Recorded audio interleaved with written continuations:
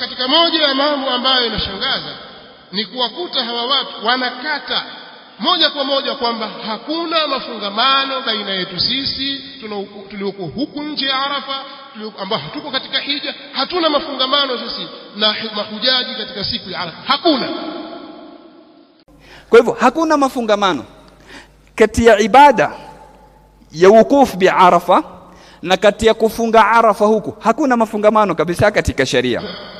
Watasema leteni kitabu gani kinasema hivi?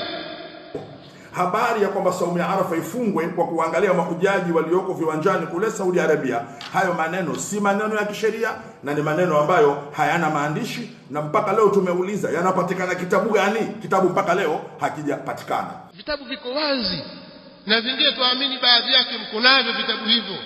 Kama huna wewe basi ni sahibi yako yuko nacho. Al-Imam al-Bayhaqi al-Shafi'i anasema ويقطع استدلالا بأن أهل الأمصار تبع لأهل الغنى من الحاج ذكره التنبية أو ذكره التنبية حتى يرمي جمرة العقبة يوم النحر.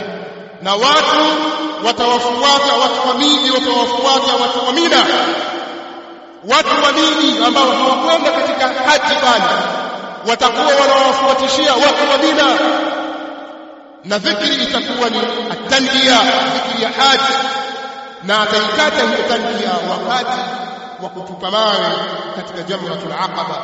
Haya yameelezwa katika Sunan al-Kubra al-Imam al-Bayhaqi al-Shafi'i.